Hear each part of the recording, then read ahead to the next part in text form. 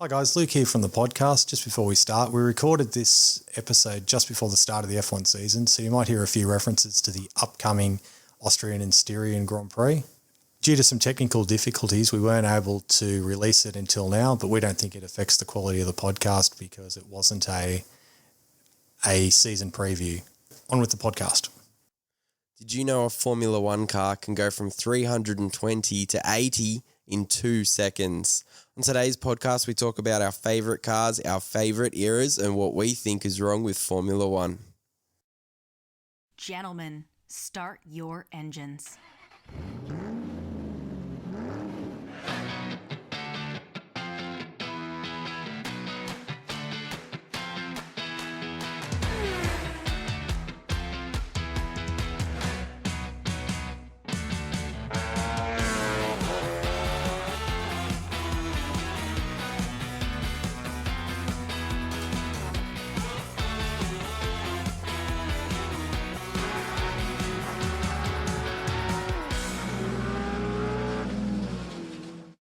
Hello and welcome to Motor Racing Passion, the podcast where fans and enthusiasts talk nothing but motor racing. I'm Luke Blattman, and joining me today to talk about Grand Prix racing and to start with in particular the 2020 season ahead, I've got my brothers Adam and Daniel and my friend Brock. And I'll start off with you, Daniel. And I'll be patriotic to start with. I'll say when Daniel Ricciardo wins this year's World Drivers' Championship, will he have an asterisk next to his name? There'll be a big asterisk next to that, Luke, because you're dreaming. There is no chance he's going to win the championship this year. So you're saying the Renault doesn't have the goods? I think we'll get to this. I think it'll be good, but it's not that good. There's a reason he's leaving too. But anyways, we digress. An asterisk around the season. For me, I think if we get to 15 races, which I reckon we're pretty confident we will, I think history will look back at this season without an asterisk. So provided we get the minimum number of races in, we'll look back at this as a different season, but still one with a worthy world champion. Even if they're going back and racing at the same track a couple of times? Yeah, I don't really have an issue with that. For me, that should make it more competitive because everyone's going to get two looks at a couple of circuits. They're obviously European-centric. The season's going to be close to a lot of teams, a lot of drivers where they raced throughout the development categories. So, I reckon it'll be just as competitive, probably harder in that sense than ever before. So, no. I guess it's one of those things that a lot of teams, when they leave one race meeting for the year, they do their debrief and they'll say, we could have changed this and this on the car and would have propelled us forward. Well, they're going back pretty much to the same circuit in a relatively small time frame, so they can put those into action and actually see if they're talking full of shit or actually make headway. So I guess we'll wait and see. What do you think, Brock? Well, I don't think there's an asterisk. My understanding is they only need 8 rounds for a world championship. So as long as there's 8. Is it little as 8? Yeah, it's 8. Oh, okay. And then the FIA or whoever's in charge sort of will say, yeah, it's an official world championship. So I'm okay with that. So as long as it's 8. That's a small number, isn't it? I don't think 8's an issue because in the 50s there were only eight races. Not 8 isn't like necessarily a number. I was just surprised. That's maybe the 15 I was thinking to do was with some of the sponsorships and things that surround it. Didn't they just rewrite the rule, that the continent rule, or they're looking to change the continent rule for the FIA World Championships? They had to. I think they're willing to overlook it this year. Yeah. On a serious note, is the double Austria round an attempt to regather the ticket sales from Zandvoort? Possibly. I don't know. I think. Or Dietrich's I don't have a problem funding. Completely orange racetrack, 2 weekends in a row. That's pretty good. But it's no fans. They'll run without fans. What am I no on fans. about? Yeah. Excuse me, listeners. I had a late night. Maybe they'll paint put the covers they put over grandstands. Cardboard cutouts. Well, maybe they can have cardboard the different cutouts. coloured seats they put in football stadiums. Exactly, yeah. They'll put the orange seats one weekend and the red and white. But it'll just look like a normal Roosters game, won't it? What, sombreros? I don't have a drama with only 8 races, but the problem is for TV, they've got to have a certain amount of races, and I assume that's why there's the double headers. I wonder how they're going to handle the practice, because I can't imagine them needing the same amount of practice a week later. They're going to run, I think it's the British Grand Prix, and I'll have to check with Austria, but the British Grand Prix, they're going to run a separate compound from race to race. Oh, so there'll be a harder good. compound in the first race and a softer one in the It's second. a really good chance for them to try some really funky stuff. Yeah. I know there's been a lot of talk about reverse grid races. I'm all for it. And if it doesn't work, who cares? But it's worth trying. Surely this is the time to do it. You look at the But result. Luke's a traditionalist, so Luke's going to disagree. Nah, well, just to jump, you mean for the British Grand Prix they'll use one set of tyres, and for the 70th anniversary Grand Prix they'll use another set of tyres. Yes, the 2 races at Silverstone, yes. And for the Austrian Grand Prix they'll use one set of tyres, and for the Is that confirmed for Austria? Is it the Steiermark Grand Prix? Styrian Grand Prix, Styrian pull your Grand head in. I don't know. The calendar I've got in front of me says Steiermark. Yeah, well, it's so the It could be lost in translation. Yeah, Possibly. the race is in Styria. That's the region of the beautiful Austrian track. Yeah. Had the pleasure of going there in 2015, and it's a long walk to get to the circuit. So, Is that quite a steep hill? Like on TV, the run from turn. oh yeah, It yeah. looks so. It's I steep. imagine in real life it's even steeper. So, yeah, exactly. And then, but even just the surroundings, like it's in country farmland in Austria. I'd have been okay if they doubled up the races at the same tracks, if they used the old Oestereichring for the second Grand Prix. Oh, it'd be cool. Because Yeah. it's still there as far as I know. Not in any raceable situation. Like the tarmac's still there. Yeah, but yeah. there's no barriers. There's nothing. You could not run a Formula One race there. What about- they could run the 70th Grand Prix at one of those tracks then and go back to the heyday of nothing around the outside of the tracks. That'd actually be suitable. Or photographers laying on the gutter at Monaco. But they and for the British Grand Prix, for the 70th anniversary Grand Prix, they should have gone back and used the bridge corner, turn left at Abbey instead of right. Is the original track still underneath it, like for Silverstone, or they Like- changed it all up that much that The Abbey you can't- the Abbey chicane and everything, and Yeah, but they moved the pits and moved it around to the different part of the track, and then they cut it up and changed parts of it. no, Is they the- didn't. They didn't change the Grand Prix track until that they used in 2009 is still there.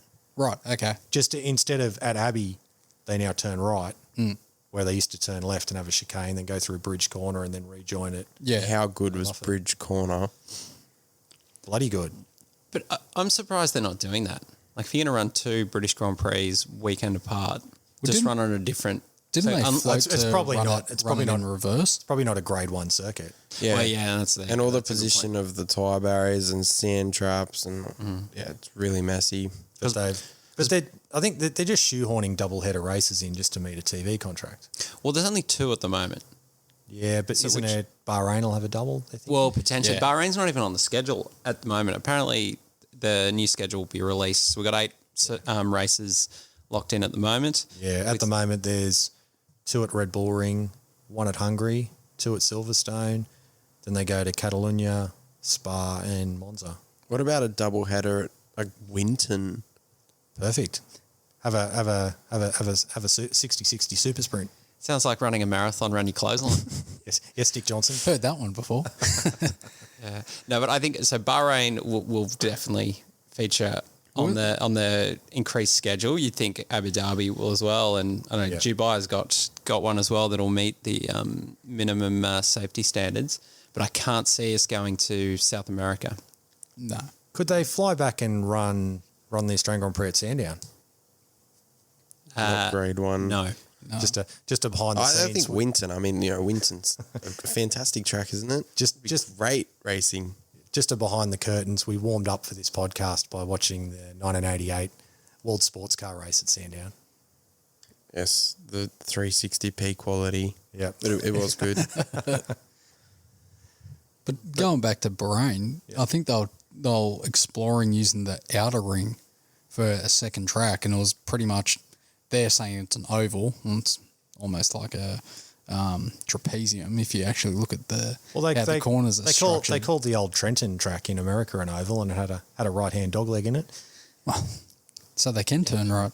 Yeah, there's no way that Bahrain track's an oval. I think that can't see that happening. They've got a bit like the same as Silverstone. They've got, I think, up to 5 circuit variations within the Bahrain It's track. 4 or 5, yeah. Yeah, because the current track they run on in F1, when the first race, I think it was 2010 was a different. Yeah, because they got the version as F1, well. then they've got the World Endurance Championship, and then they've got a short track, which supercars used, and then I think then they got the outer ring, so it's 4 or 5 depending on which way you go. So You can run 5 rounds there then. I reckon that would be pretty cool. Like it would be a good little 5 battle. rounds at Bahrain, though.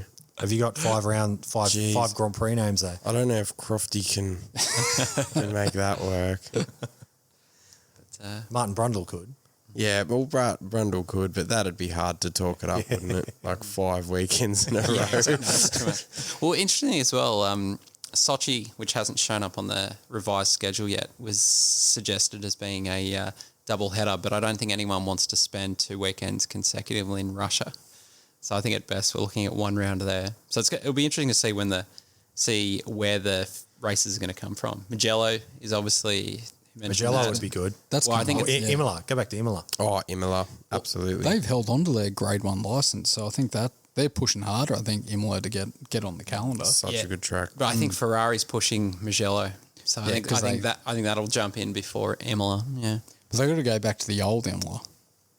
I think that's gone.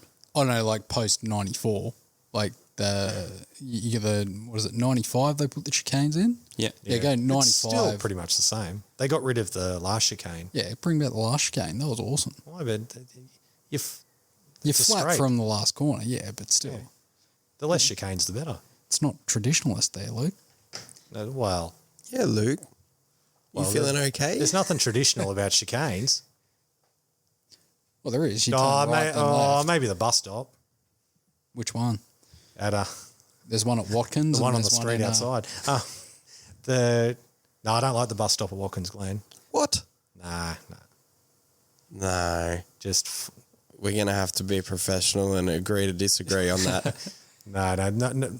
Bus stops are okay at Spa. Bus stops aren't okay at Watkins Glen. The old bus stop at Spa was awesome. Oh yeah. yeah. You don't The definitely. new ones, poxy.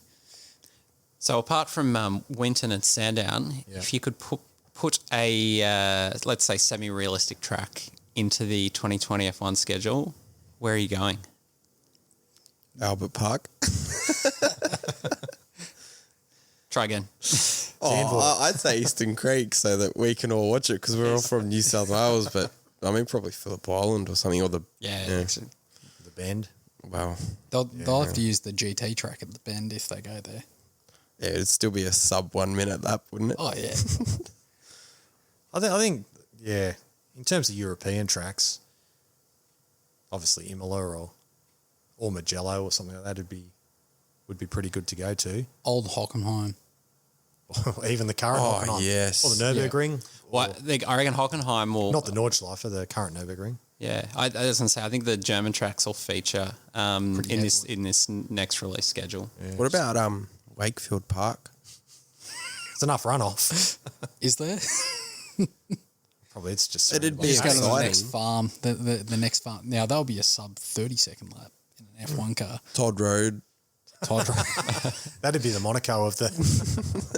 That would be the epitome of... I remember Alan Jones used to always say when he was on the Channel 9 Formula 1 telecast, every time they introduced the Monaco Grand Prix, they'd say, look, if you put the Monaco track in the middle of a paddock, no one would want to go there. Well, I think if you ran a race at Todd Road, quick in a go-kart, but I mean a Formula 1 car, it'd be like Monaco on a... Now, Lakeside. In a paddock. Lakeside in an F1 car. Now, that would but be... I would argue it'd still be better than a Formula E track. Oh, for sure. What's that? For sure. Like, Formula E. have you seen their pop-up tracks? I mean, like the drivers are incredible, but the tracks are I can't really wrap my head around them. Yeah, like they do a short version of Monaco, which is really strange, and all That's the barriers. the version weird. of Monaco that's on Sega Rally 2, isn't it? I don't know. I never played that. You turn right at Saint Devote, but then instead of going up the hill, you sort of go. You sort of go down the hill, and then they have a hairpin. I think at the waterfront chicane, It's just really strange to watch it, and I don't know, it just looks funny. I'm pretty to me. sure that's the stage in Cigarelli too. I think I've watched 30 seconds of Formula E and I turned it off. So, But you know what? I watch Formula E and I don't personally enjoy it. But geez, I reckon they have the highest quality driver lineup in the world. It's just All the manufacturers are behind it. unbelievable. Yeah, like but the driving lineup just blows me away. Yeah. Minus Daniel Abt there. Yes. well, they got a Rene Rast got announced replacing Daniel Abt. So, Oh, really? that came out in the week. So, Worthy replacement, I think. he's done a few things there. Well, since they're on a side note, Apparently, he's pretty good. apparently he's pretty good. Well, since they wrapped up their DTM stuff. So Next year. Next year, but I guess they're trying to plant him somewhere. Yeah. So Well, I think he'll do both. Let's not talk about DTM. It's going to upset I us. was That's like, an episode on we're its own. going further and further away than what we're here for. The you were saying, Brock, you're in favour if they had reverse grid qualifying races. Yeah. Why? Well, it's just Why would you dilute the prestige of F1? Well, I I feel think like that quality they're of never that sort of stuff. They're never going to get a chance to try stuff like this, and I understand it may not work, but let's just try it. You know, the season's totally weird already. If they do something now and stuff it up, I feel like people will move on much quicker. Let's try it. It might be awesome. But you can't say the races have been that exciting in their traditional format. But Like you have the once-off race where, Ferrari in the last... I think isn't- last season isn't- was pretty good. Yeah. isn't that the point of racing though? Not everyone's a cracker. No. Is the enjoyment of racing derived from the excitement being made for you, or is the excitement derived of seeing a race play out and seeing what happens? And some of them are very exciting, some of them aren't the most exciting races, but at least you've watched something real happen. Oh, yeah, 100%. But, there's two perspectives to look at it. You put your racing driving hat on, which we've all, racing go-karts, we've got that. And being in a race, being behind the wheel, it's awesome. Doesn't matter if you're at the front or back, you're having a great time. From a fan perspective, in my opinion, you're not expecting every race to be, a cracker passing passing first and second, going backwards the whole way through. But when you're coming into each race and you've got a pretty clear indication before the weekend who's going to win, it doesn't really, excite you to get in and watch it. You watch it because it's F1 and anything can happen, and that's racing. But when you get there and can see, it's either going to be Lewis Hamilton or Valtteri Bottas coming in, and, you might have Ferrari at the end of practice come in and they're up the front.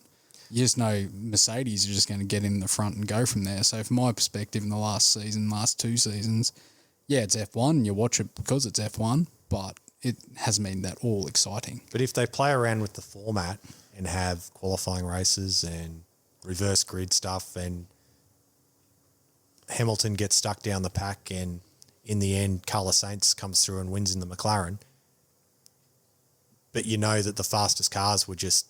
You don't want it just to bogged muddy in the your field. record books. That's what you're upset about. No, I just want worthy winners. And if you All right, if you know that Hamilton was the fastest guy in the race, and he only didn't win because they reversed the grid, and he couldn't work his way back up through the field because it might be a hard track to pass on, or for whatever reason, he might have got caught up in someone else's accident or something.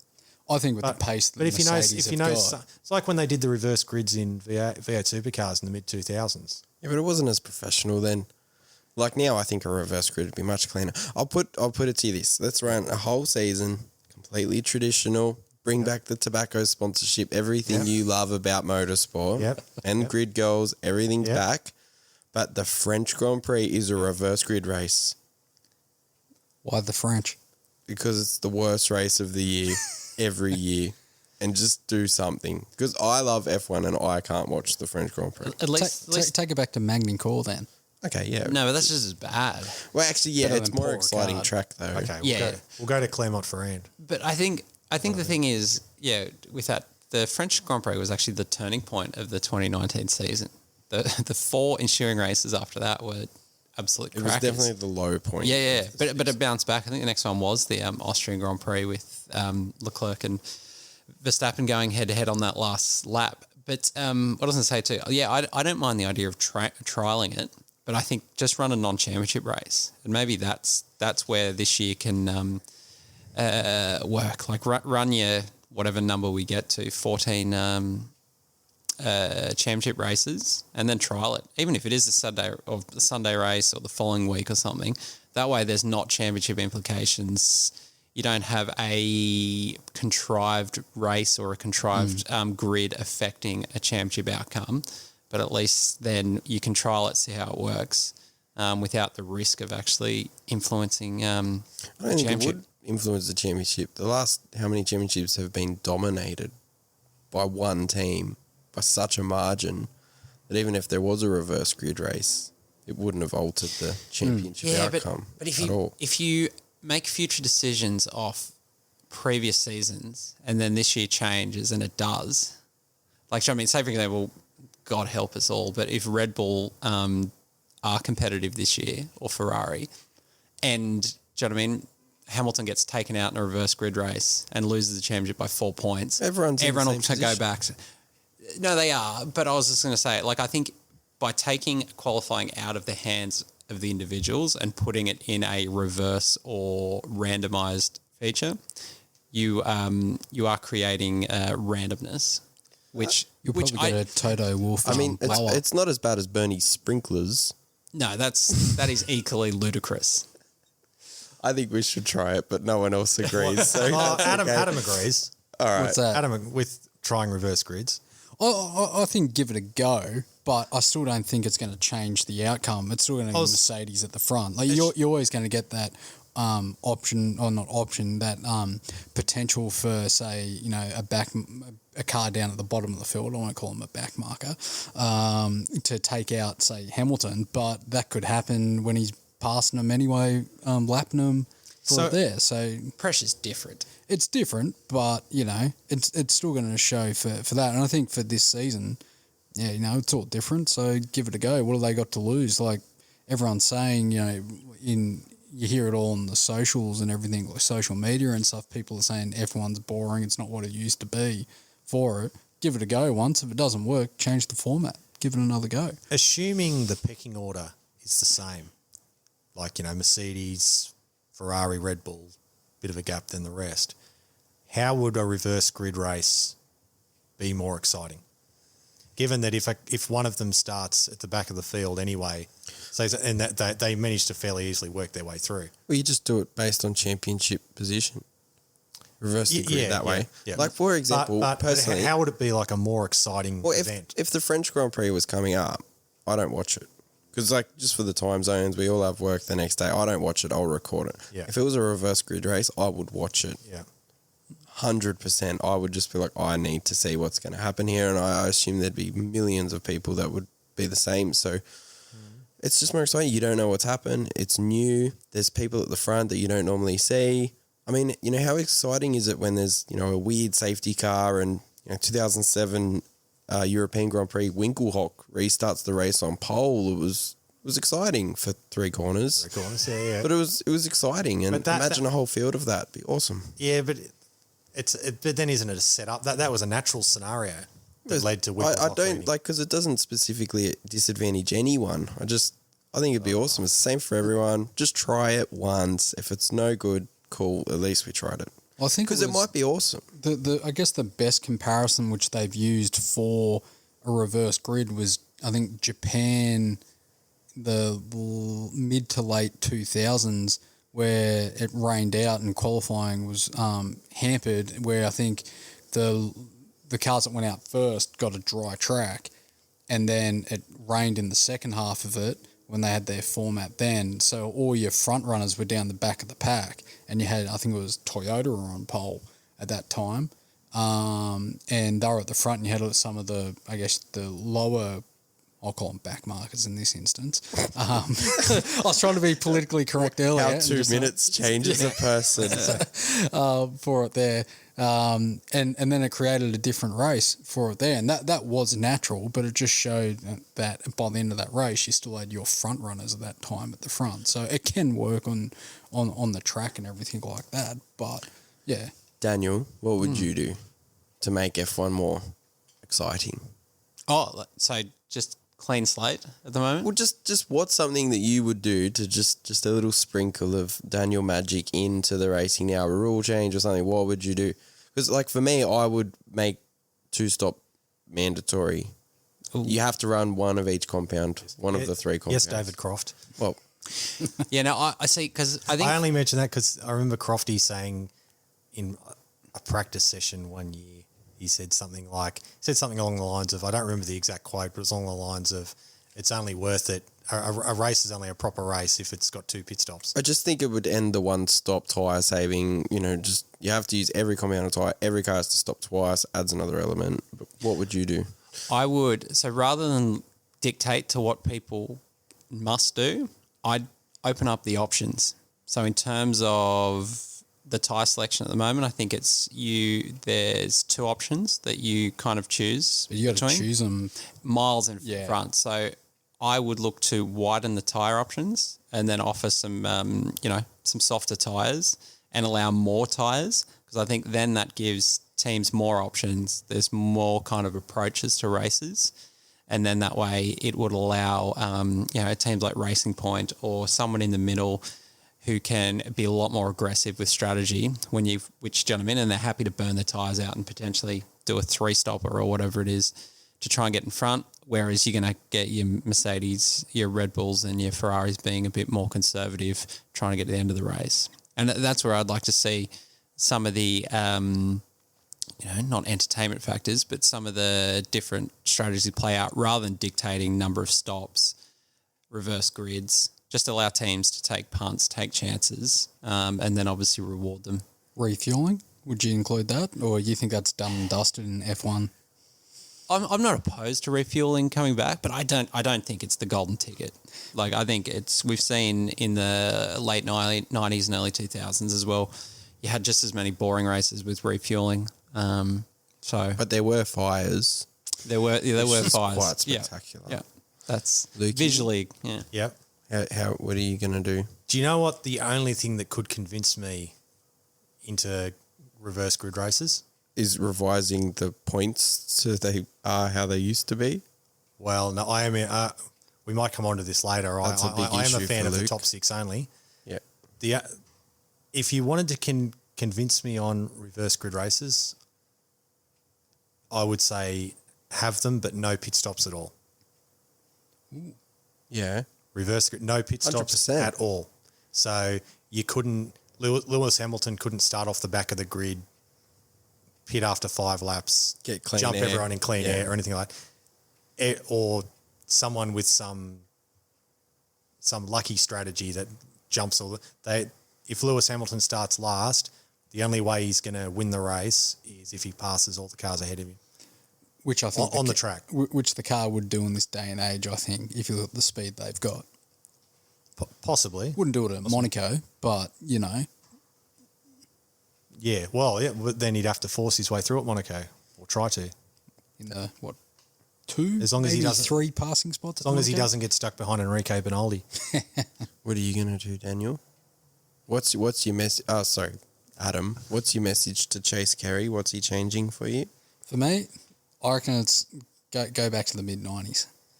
That whole rule set. It's a time machine. But that's a different thing again, because Liberty don't want it like the 90s. I know, but if I had to tell him what I'd do, you just look at the racing there. There was cars right behind each other, dicing right through the whole field. You still had the same disparity of cars from you had your full factory fledged cars there right to your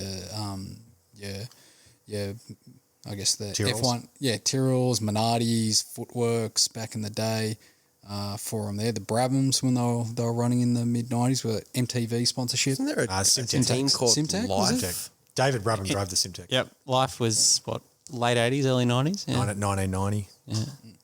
But yeah, I'll go all around there. The V10s in them there. They sounded cool. They ran. I think was it 2. There was multiple tyres in there. Early Goodyears. 90s it was Pirelli and Goodyear. Yeah. Then Pirelli went away and then Bridgestone came in. Bridgestones were late 90s. 97. Yeah. And then Goodyear went after 98. Yeah. And then Michelin came in 2001. I reckon just around that, like they're talking about trying to mirror, you know, how IndyCar did their aero to try and get more passing and everything like that. But I saw a picture, a comparison from the F1 cars from the 60s compared to now, and they're a third longer than themselves from now. Yeah. They're just massive They cars. are huge. A lot of that is It's technology. protection for the driver's legs at the Oh, front. yeah. And also, I think there's a lot of crash structure. But in the even back. from But I think it's also they made them longer and wider when they were chasing speed in 2017. But even if you look against the the 2010 11 cars, they're huge compared to And those. heavy, which Yeah. I think hurts the racing as well. yeah, From the hybrid part of it. Do you think? I think it's inevitable we'll see Saturday races of some form coming under Liberty, Bring it on. because I think Let's if try it. if you wanted to split the history of F1, like when Liberty bought in, so they bought off. Before then, you had CVC who owned it. And then was it Kirsch before then? Did they actually? Did Kirsch ever buy it? I know they were linked to it. Linked to it. I thought Well, CVC it was the was CVC before Liberty anyway, but they were very, very silent, and they just let Bernie run it as it was, or as he saw fit. But obviously, when Liberty came in and they sort of took over, and they put their foot down straight away, and I think that if you were ever going to draw a line when Formula One went from sport to a show, like they wanted to be much more of a show. Well, but you just look at the companies that purchased it. So CVC were venture capitalist banks. Yeah. So as long as they were happy to employ Bernie, as they were still getting their cut, which obviously they did, but obviously Libya Media's existence is a media company and entertainment company. Yeah. So I think that's no surprise in terms of they want to evolve the sport and obviously make Dumb it it down.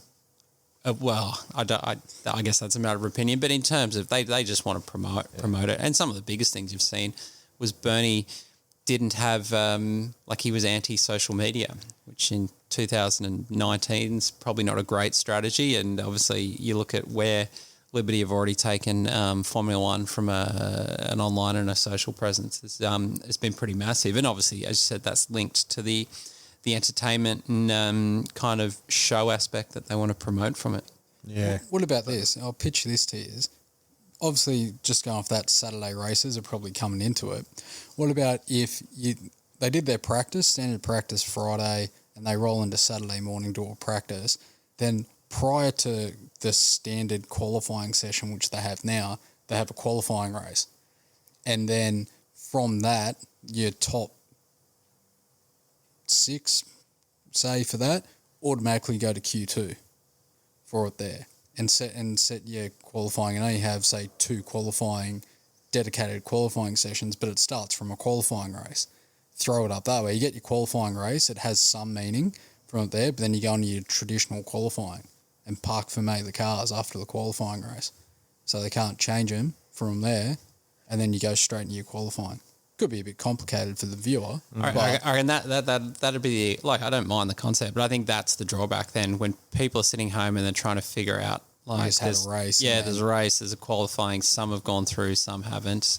But believe it or not, F1 qualifying at the moment, I think is the one thing they've got absolutely bang on in terms of it's entertaining. It culminates into that final 8 minutes or whatever the last runs are. I think that's something that's pretty entertaining. I still do miss the old format though. Yeah, 12 laps, 60 minutes. I think they could change it up for it there, whether it's keep the 12 laps, because I think over the 3 qualifying sessions in there, they probably do almost 12 laps anyway, between all their runs and stuff.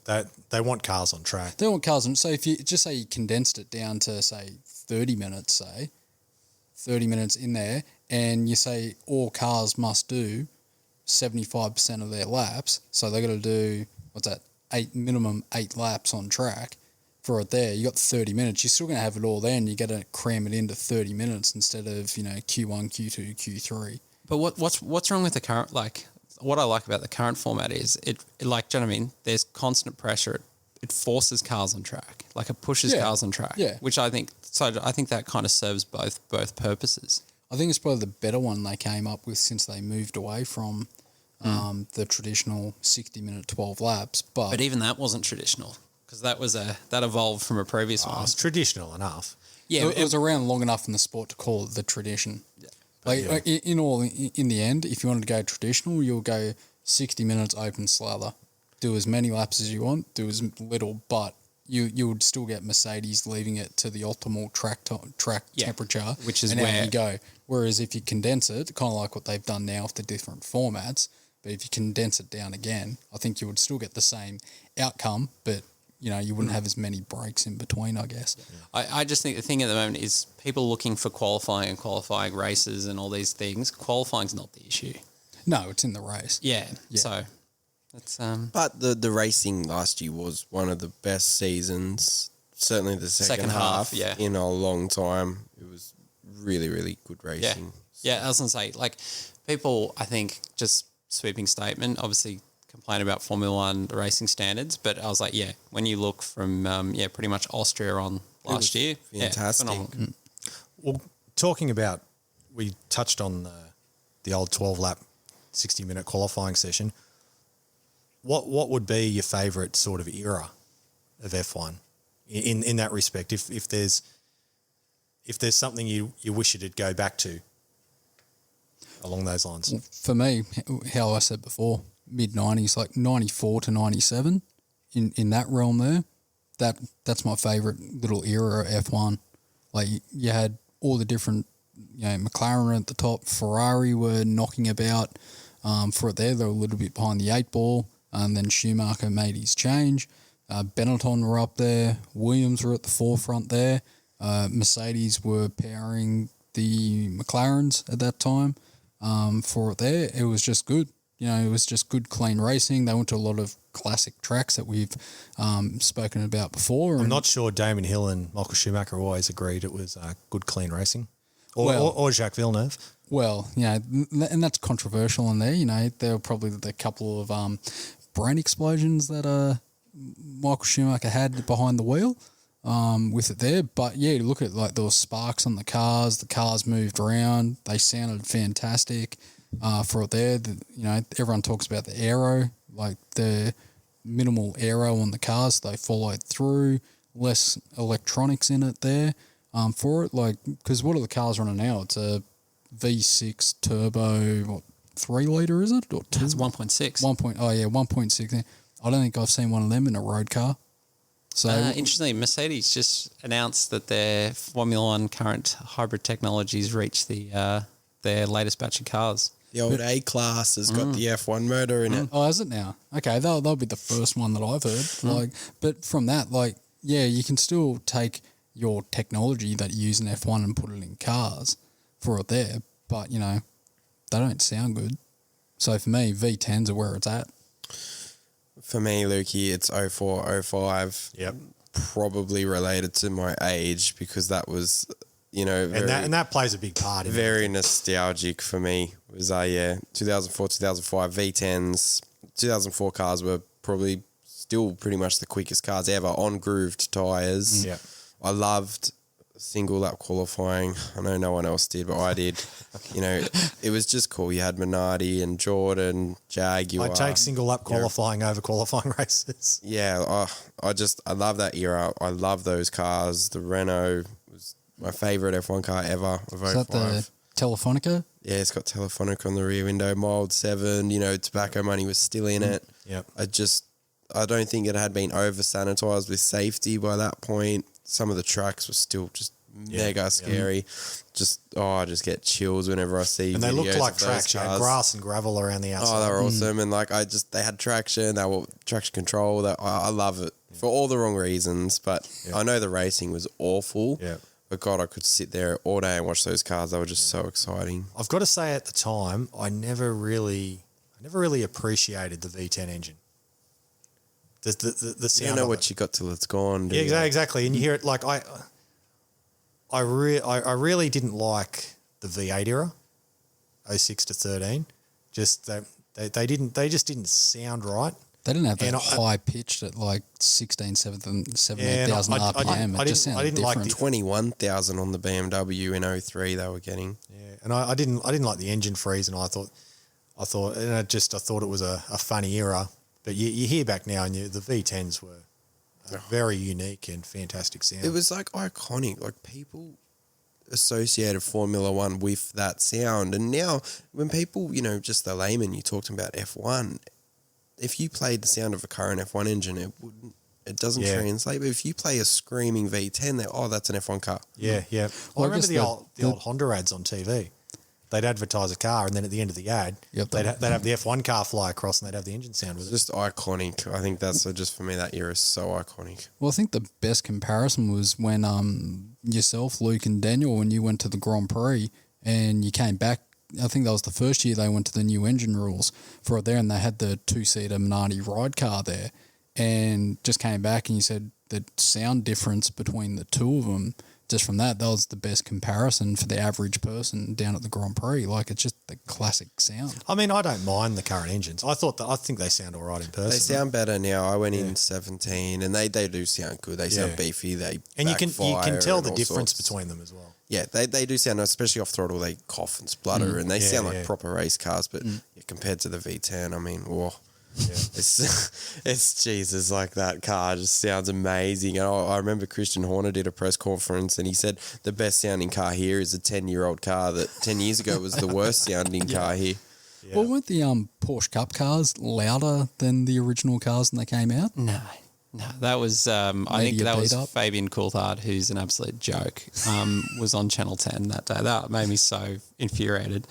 So, that was 2014 at the Grand Prix. They got him on camera. And anyways. No, it was post-2014, wasn't it? I thought it was in the last couple of years they came out and said that. It wasn't 2014. No, it was 2014 because that's when everyone was getting on the bandwagon about the Channel 10 and that, about how the Formula 1 cars don't sound good. So, yeah. What's your era? Well, I was going to say, I've evolved massively over the last... at least 3 months. I've used my lockdown period to go through the 80s Formula One season reviews, and that's been really, really good. So I think in pure cars, I think the 1987 Formula One season, when the big, like probably the peak of the turbo era, when you've got was that V12 Ferrari turbo back then? No, not a V12, V6. They went V12 once they went normally aspirated. But your Hondas, Ferraris just absolutely kicking around. The Ford in the Benettons as well. Like they're just incredible. That was the DFV Cosworth, Ford Cosworth DFV. Yeah, there's a V8 too from memory. The DFV was 68 until I think the last car to use a DFV was the Tyrrell in 85. Oh, right. Okay. And there was a DF, they had a turbo engine later on. I think it was a DF, I'd have to check, DFX or something. Oh, that might have been the IndyCar engine. Either way, that Cosworth turbo. Yeah. Because the Beatrice Haas Lola ran it. And then maybe Benetton used it for 1 year.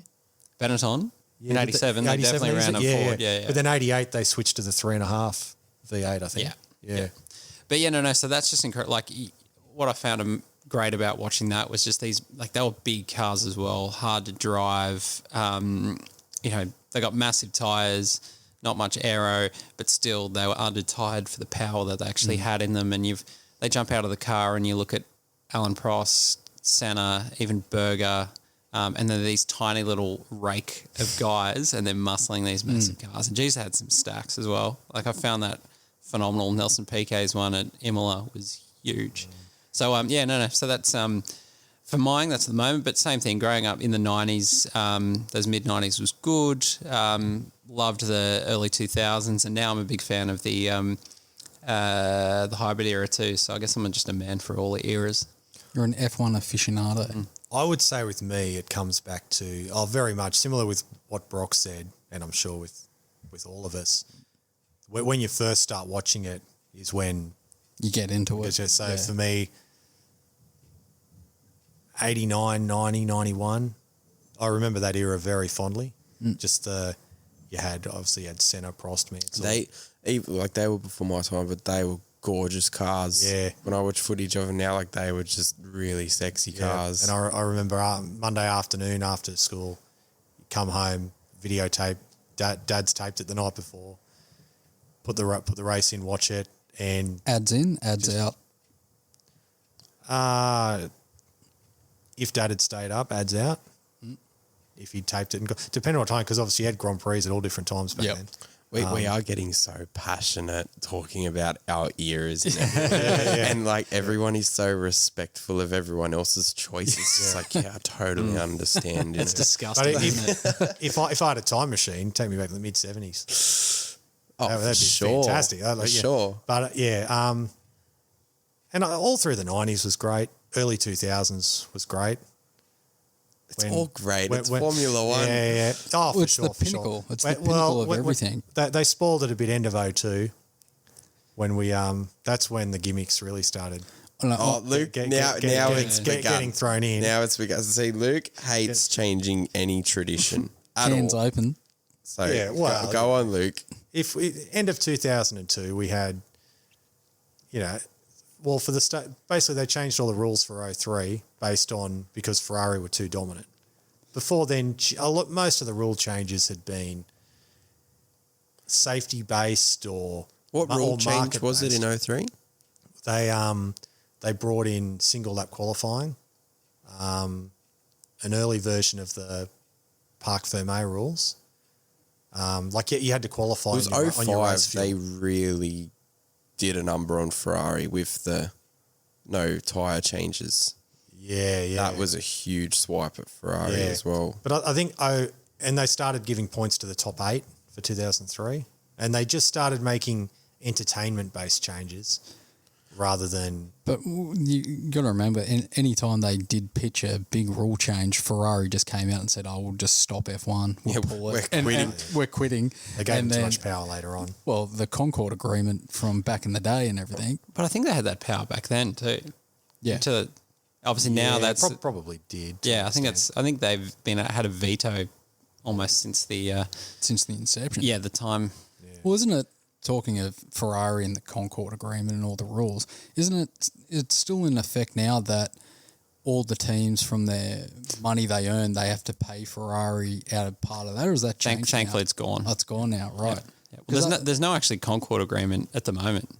Oh, it's That's in why discussion? that's why it's all the posturing. So Genuine question. What is everyone's favourite Formula One car? Ooh, And favourite team, actually. jeez.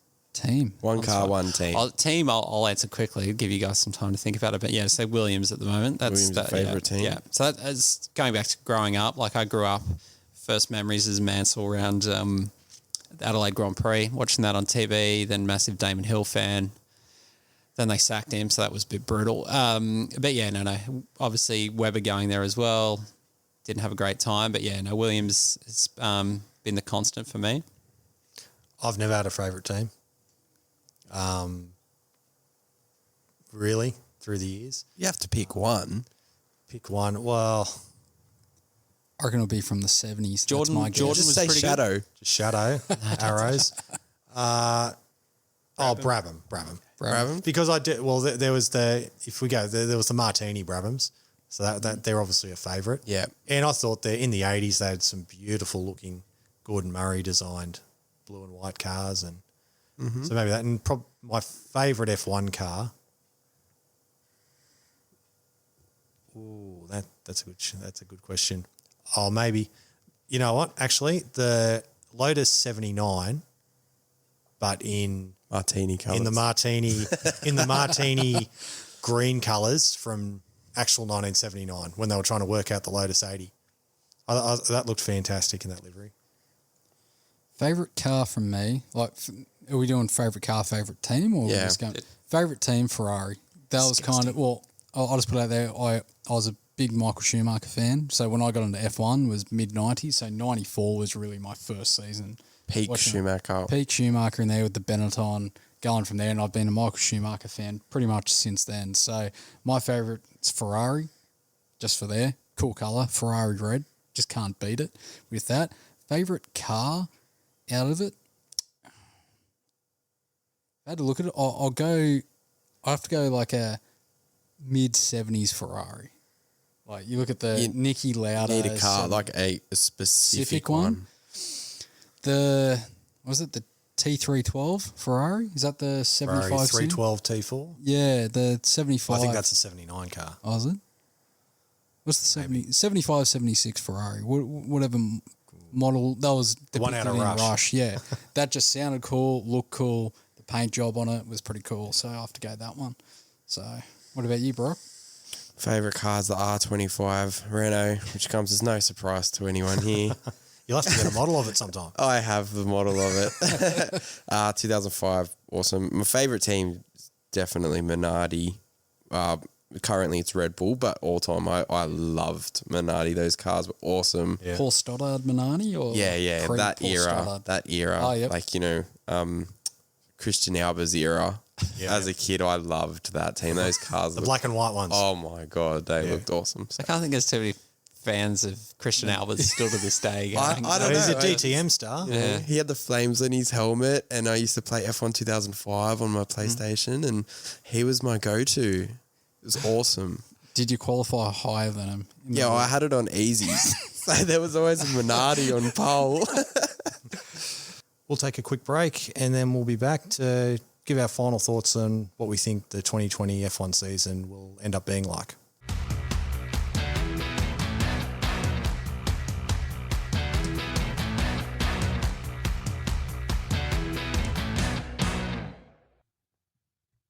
Are you a coffee drinker?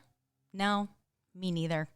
Luckily, FNX has us covered with a range of specially designed protein supplements to give you the perfect morning or mid-afternoon mental boost. Try their Restart AM Protein Blend. It helps you start the day with muscle-building whey protein, probiotic blend for gut health, natural energy from its green tea and guarana extract, and a combination of vitamins and minerals to help boost memory, mental function, and mood. Plus, AM Protein comes in delicious flavors like orange dreamsicle, chocolate donut, and blueberry muffin. If coffee has you covered, try some of the other FNX fitness products to assist you in maintaining your energy, fitness, and endurance. They have something for everyone. Go to fnxfit.com. That's fnxfit.com and use the special code TUMDRUM15 for 15% off your order. That's TUMDRUM15 for 15% off your order. Interested in supporting the Motor Racing Passion podcast? Head to the link in the description to get your official MRP t-shirt. Your support helps us keep the content coming your way. T-shirts not your style? Grab a travel mug, phone case, or warm hoodie and support the guys and the podcast. Click on the link below or go to redbubble.com and search Motor Racing Passion for our exclusive merchandise.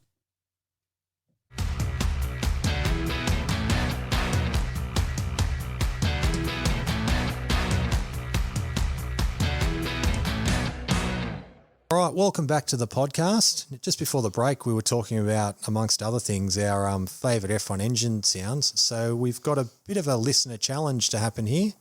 We're going to play a clip of a Formula One car and see if you at home can pick what engine that is.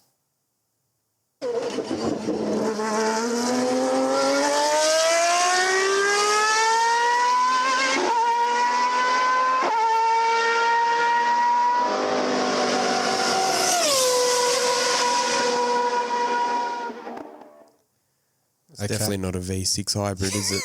Definitely not. Well, it answers on a postcard or you can just write to our Facebook page. But Adam, what do you think it was?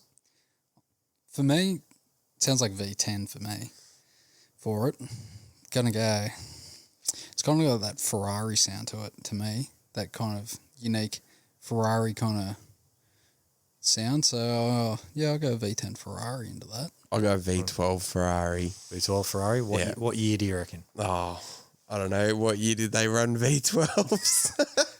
89 to 95. All right, I'm going to say it's a 90 V12 Ferrari. V12? Mm. Which driver?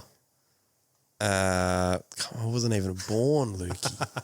I don't know. Well, it would have been one of three. Alan Prost or Prost? Mansell? Okay, Prost, yeah, we'll go with that. There we go. What do you reckon, Daniel? 1992 Ferrari. I'm just trying to remember Ivan Capelli before he gets sacked. So we're all thinking... Is that a V10? A V12. A V12. I'm thinking it's a V12. No. Probably, yeah, 90, 91, that sort of era, I think. So either the three of us are wrong and Adam's right. So does anyone know what the answer is? No, we can't give it away. Listener's challenge. So how do we know if we're wrong? We'll give it another... We'll tell you in the future. Oh, okay. Yeah. Well, Yeah. Luke's the adjudicator, so he'll just fudge the find out. results to suit his answer. Well, that's how it works. That's how we do things. So Come out and be a Cosworth DFV. No, definitely not. So back to the 2020 F1 season. Start with Adam. Well, do you think it'll be a good season, a worthy season?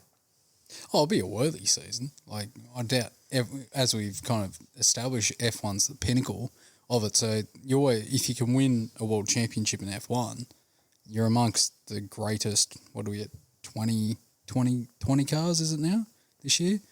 20, Yep. You're in the best of some of the 20 best races in the world for there. So you're always going to be worthy winning for it. It's different for that. Definitely won't be an asterisk, as we said, for it. But yeah, I still think it's got the potential to be a great season. Yeah. What about you, Brock? 100%. You know, they need 8 rounds to make a world championship. Yeah.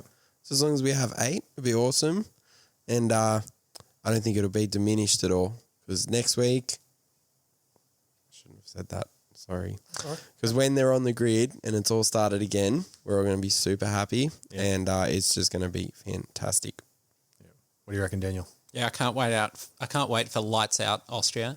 I think it'll be a great season. It'll be interesting. There's a lot to play out. A lot of unknowns. It's going to be interesting to see how the different teams and drivers adapt to obviously the new systems and setups of the weekends, back-to-back races. But yeah, no, I think it'll be good. And then obviously we've got some stability now in some rules being rolled over from 2020 to 2021, without a lot of big development or shifts coming. So no, I think it's set up to be a very good season. You raised a good point there when you said lights out. Can we find a different commentary feed? Bring back James Allen and Brundle. See, Oh. 0405 commentary team. Not only were the cars the best, the commentary was. I'd listen to that. Even if it was good a couple of years ago when Channel 10 were playing Ben Edwards, the Channel 4 commentary with Ben Edwards, David Coulthard. Yeah, Coulthard's good. Yeah. That was good because it at least created a point of difference between Foxtel and Channel 10. Even when Crompton did it a little bit, it was good. Yeah. Him and Bill Woods. Still pinnacle, Murray Walker. Can't get past Murray Walker. Oh, That's for sure. F1, Oh, that's most F1 for me. Murray Walker. Most definitely. Can we never use Neil Crompton's name in this podcast? Neil Crompton aligned with F1. I like him. Yeah, Crompo's all right. He's better than Crofty. Yeah, but Sorry, Crofty, if you're listening. Yeah, no, Number one fan, Crofty. I think as standards, Neil Crompton and Mr. Croft aren't at peak Formula One level. You know who I really love as a commentator is Paul Ricard. I really enjoy his commentary. Genuinely. Super smart guy. I think him and Ant Davison, good practice sessions, really do you know what I mean? Really Well, you articulate. had Mark Scaife in the commentary box practice last year too. For some scaphisms. Didn't enjoy that at all. Right out sideways. Yeah. Yeah. Actually, Chandok's pretty good. Yep. I find Corinne the Chandok, rest of Ant Davison, Chandok, when they cut across to him to explain in practice, Yeah, I think like practice is good. the way they're able to get it across to make it easy to follow is probably the biggest thing they've got going for them, which is quite good for the average person that's watching it. I liked Webber and Mark Webber, Tom Clarkson calling the Australian Grand Prix last year, Channel 10. I thought that they were a good little team. At least there was an Australian Grand Prix last year, Lukey. It is. Yeah, well, true. Be a 2021 one though. I'd take two Crofties commentating on the Melbourne Grand Prix this year. Just for the fact that we could have had one. Do you guys think we've had a few driver changes already announced for next year with Ricciardo going to McLaren, Sainz to Ferrari, Vettel to somewhere else. And I mean, they'd announced those driver changes before that we'd even had a race. How do you think that'll affect them this year? I don't think it will for it. It's business as usual, for them. They're going to get in for there. I think Zach Brown's come out and said that they're treating Saints no differently for it. Whether that's true for it, if not there, maybe the developments might go to another car first up before them initially to trial them, where they would have given it to, say, their lead driver first for it there. But, they've got to give value to their sponsors for it there. Even, look at Renault with Ricciardo for it there. They've got Castrol on the car for it there. They've got to make the money's worth for it. So they want their cars as far up the grid as what they can. So I don't think if they're out of the race, they might start, for the drivers that are staying there. Say if you look at McLaren for like Lando, they might push Lando a bit more than Carlos in that front. But I don't see it being too much of an issue. Do we think Vettel will give it away? I reckon he's gone. I think for him, like there's a couple of spots. There's an open Renault spot that theoretically can go to him or Alonso. But do you reckon Alonso's still got it though? Like he's a quality driver, no questions about that. Yeah. But I reckon he does, and he'd slot back in, no issues at all. I think Kimmy's shown that in the past as well. He can slot back in, but I think if it doesn't happen next year, then can't see it happening. But I think from Vettel's mindset though, going from Toro Rosso to Red Bull to Ferrari, jumping into a Renault or a Racing Point, if he can't snag that second Mercedes seat, which I can't see happening, I think for him, retirement's probably the most likely. And I don't think he's too fast on it either. I think this whole coronavirus pandemic and driver change movement is really bad for guys like Ocon. Like he had a whole year out. This was his chance, and now he's got half the time to prove himself. Yeah. Really awkward for him, certainly. He's ended up with basically a year and a half now out of the seat. Yeah, I feel for Ocon. I like him, and I feel like this whole thing has probably disadvantaged him the most out of the whole field. Yeah. So, interesting. He's got a 2-year contract with Renault? Yeah. Yeah. So I suppose at least he's got another year. Yeah, but he's had so long out of the seat, and really tough for him. Vettel, interesting choice, isn't it? And interesting as well that they chose Sainz. I can sort of understand it, but I think it's the youngest pairing they've had between the two of them for quite a long time. They've had a comparable young pairing in the past. I don't know who. I think it was a long time ago. Yeah, but it's interesting. Who else do they go? Like, obviously, you could go Ricciardo, you could go Sainz. All their development, Giovinazzi's not done enough. Mick Schumacher's obviously hasn't even stepped foot in a Formula One race yet. So I guess they were kind of caught in between who they could drop in. It was going to be Saints or Ricciardo. But if you look at bring back Kimi, you look at what Ferrari did and how that whole played out with Vettel, with how getting out and then subsequently coming out and saying that they're in two different directions, pretty much of how they went.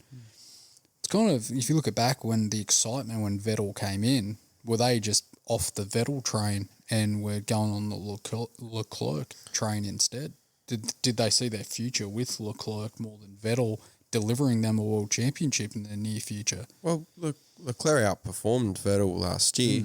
I mean, certainly like Vettel's extremely fast, but over the season, Leclerc outperformed him. Vettel's coming to the end of his career. You have to put your backing behind someone, especially because it's Ferrari. There has to be a number one driver. It was always going to be Leclerc, the way he handled himself last year. Yeah, you can't argue with that. And I think obviously the incidents they had last year too, Ferrari had a look at it and went, we don't want another season of them two driving into each other. Yeah. What happened at Brazil, over the radio shenanigans in Sochi as well. So, I think no-brainer. Well, I'm just going to say, is this Vettel on the other hand of it, from where he's had the upper hand on the old teammate battle while he was at Red Bull, moved across, and he's maybe a bit of understanding of, you got a teammate that's pushing you a lot bit closer than what you're comfortable with, and whereas if you read what's out there when he was teammates with Webber at Red Bull, where he kind of got the upper hand with the developments and maybe a better run of the strategy. Leclerc got that more than him, so maybe is that a realisation for him?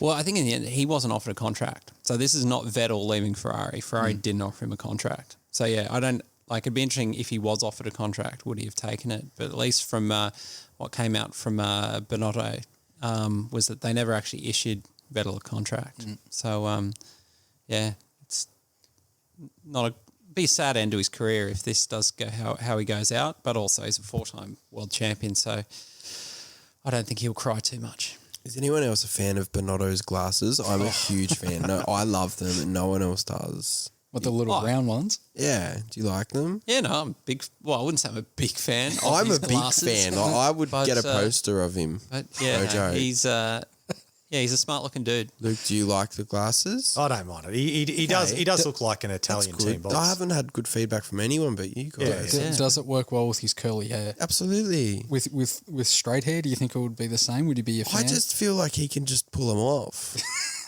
Like regardless, like even with no hair. But how long before do you reckon he's got to turn Ferrari to deliver a championship before he's shown the door himself? Probably next year. Generally, it's 2 to 3 years. Probably next year. How many Grand Prix has Leclerc won? 2 or 3. He won 2 back to back. He won Spa. He won Imola. Imola. Yeah, not Imola. Monza. Thank you. They're close. But I can't because he was blowing up because he got beaten in Singapore. So I think it's 2, but maybe 3. Because you touched on it. It was one of the most inexperienced Ferrari pairings ever. And yeah, you probably, in terms of race wins, it'd be the least credentialed pairing since maybe Irvine and Mika Salo, Eddie Irvine, Mika Salo, In 99 German Grand Prix, or before that, John Lacey, Ivan Capelli, Yeah, 1992. You won 2. 2. Belgium and Italy. Yeah. Back to Monza. back. Yeah. Yeah. So I think, so He also had like 5 or 6 poles, and him and Verstappen, he led Austria. So he, as you said, he's more than shown himself. Like Yeah, he's he's quick and he's top- fast. yeah, oh, for and- sure. Yeah. So speaking of well-credentialed, obviously a lot going on with Williams at the moment. Putting, It's a bit of a shame. looking to a possible sale. This is going to sadden Daniel a lot. that's right. But when you fight look at it, the writing's been on the wall for quite a few years for Williams. The downturn from, I guess, when they were, at their peak. I don't think they've ever really recovered from the BMW deal Yeah. falling over. It's not a full sale of the team, though, is it? It's I think it's just some shares. And I think it's. I think everything's possible. Yeah. Oh, okay. I think they've said. I think they've probably set out. They probably don't want to sell the whole thing, but I think they're possibly looking prepared at to. all the options. But I'd be surprised if it's a full sale, at least, because there's been some. If you look at how this evolved over the last couple of months, Williams terminated the sponsorship with Rocket. Yeah. I as found opposed that- to Rocket. I found that a bit odd. But so look, putting all those pieces on the table, I think you go Williams to initiate publicly saying they're open to investment, at the same time cutting ties with Rocket. It's almost like they have someone interested. Yeah. And obviously, do you know what I mean? Move Rocket aside. I think Sounds like Rocket's- Rocket's going to wind up with Mercedes. So, yeah, I don't think it's not good for Williams, but I don't think it's doom and gloom. I think the name will survive, hopefully going well. It's just some fresh investment and can obviously try and turn those fortunes around. But It's just from everything that you read on the internet and what you're seeing in Drive to Survive, the mini-series there, it just seems they haven't had direction in the way they wanted their car and delivering on a car that's relatively competitive with it there. And I think they, in the Drive to Survive series, they actually quoted rough amount of what they're spending a year, which is pretty comparable with the mid-tier teams, and they just haven't been able to design a car that's delivered. And they, was it Paddy Lowe? He moved on from the team. They had a couple of technical directors in a short period. But I think he's the main one, because before they had Pat Simmons and he produced some good cars, and obviously Patrick Head. Well, yeah, years ago. Years Patrick ago, Head. But recently, and then Paddy Lowe came straight from Mercedes, so everyone obviously, and they put obviously a lot of faith coming from a 5-time World Championship team, but Paddy Lowe delivered 2 cars in 2 years that were diabolical, which obviously sent him out the wall. So I kind of feel for them a little bit. You think you're getting someone from Mercedes and then doesn't quite give you what you think you're buying. So all indications were that this year's cars was a big step forward. So they were going to be sort of with the mid to back of the pack rather than a medical car doing a sweep after the race. And a slick new paint scheme as well. It does. I mean, they have had the best looking paint jobs of the hybrid era. What are you just going because it's Martini? Martini Williams. But then the Rocket looking with the red and blue. Last year's one was okay. The original colour scheme for this year. This year's looked like a toothpaste. Yeah. But not anymore. The rejig livery looks all right. Yeah. Sharp, tidy, clean. But yeah, they've even in the Martini era, they didn't seem to have. It didn't seem like they had a full budget. In what would you define a full budget? Well, they still had the Martini money, but they still needed Lawrence Stroll's money. Yeah, I like the Martini wasn't a full naming rights kind of. It was naming rights, but it wasn't. Yeah, it wasn't to run a Formula One team. Which was a shame because they had quite good cars and they had a good engine. Yeah. It seemed like. But if you think what from 2014 they just slowly slid back. Yeah, it was progressive, which comes. But I think that was just as the hybrid formula kind of leveled out. McLaren had the same thing. Yeah. They recovered. I'm sure Williams will recover. It's just a period. Okay, there are our thoughts. There are our thoughts on Formula One 2020 style. Thank you for listening along, and thanks for joining me, Adam, Brock, Daniel. We'll see how our predictions for the year and see what happens, how they turn out. Feel free to visit our Facebook page, Motor Racing Passion. We've got a lot of things we're going to be putting up onto the social